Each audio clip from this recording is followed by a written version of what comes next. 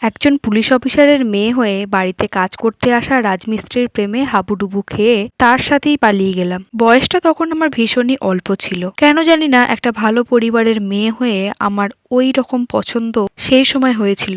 হয়তো বয়স কমের কারণে তখন ভালো লাগা আর ভালোবাসার মধ্যে তফাৎটাই বুঝতে পারিনি। তখন আমি সবে 18তে পা দিয়েছি।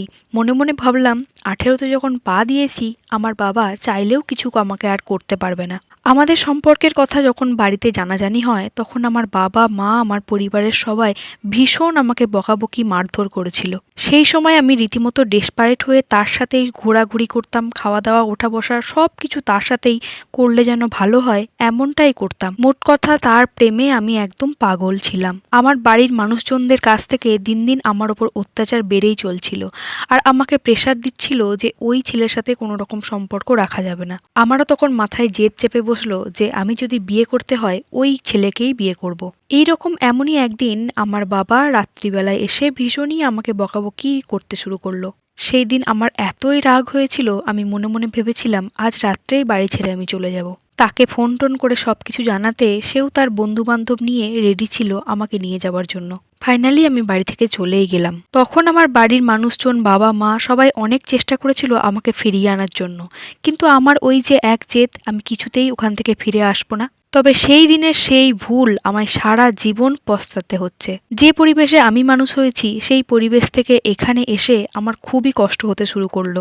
প্রথম প্রথম মানিয়ে নেবার চেষ্টাও করেছি, তারাও আমাকে ভালো রাখার চেষ্টা করেছে, কিন্তু ওই যে সবকিছুর মধ্যে তো একটা ফারাক থেকেই যায়। আমি এই রকম ঘটনা ঘটানোর পর আমার বাবা মা আমার সাথে কোনো রকম সম্পর্কই রাখে না। এখন আমাদের দুটো সন্তান, এক ছেলে এক মেয়ে।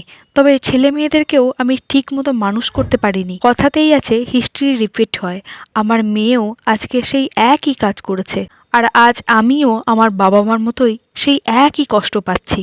তবে আমার ওই যে জেদ, আমার বাবা মা যদি আমার সাথে কথাবার্তা না বলে, আমার সাথে সম্পর্ক না রাখে, আমি কোনোদিনই তাদের সাথেও সম্পর্ক রাখবো না। তোমরা কোনোদিন কখনো তোমাদের বাবা মার সিদ্ধান্তকে অবহেলা করে না। সব সময় বাবা মার সিদ্ধান্তকে সঠিকভাবে মেনে নিও, কারণ একটা সন্তানের জন্য তার বাবা মা যে সিদ্ধান্ত নেয় সেটাই সব থেকে সঠিক সিদ্ধান্ত বলে আমার মনে হয়। আমি যে ভুল করেছি সেই ভুল তোমরা যেন তোমাদের জীবনে কখনোই করো না। এই গল্পের সাথে আমার জীবনের কোনো মিল নেই, ভালো লাগলো তাই শেয়ার করলাম। তোমরা যদি তোমাদের জীবনের কোনো গল্প আমার সাথে শেয়ার করতে চাও অবশ্যই ইনবক্সে যোগাযোগ করতে পারো। আমি তোমাদের পরিচয় সম্পূর্ণ অজ্ঞাত রেখে তোমাদের গল্প আমার ভিডিওর মাধ্যমে শেয়ার করব। আজকের এই ভিডিওটা এই পর্যন্তই রাখছি। টাটা।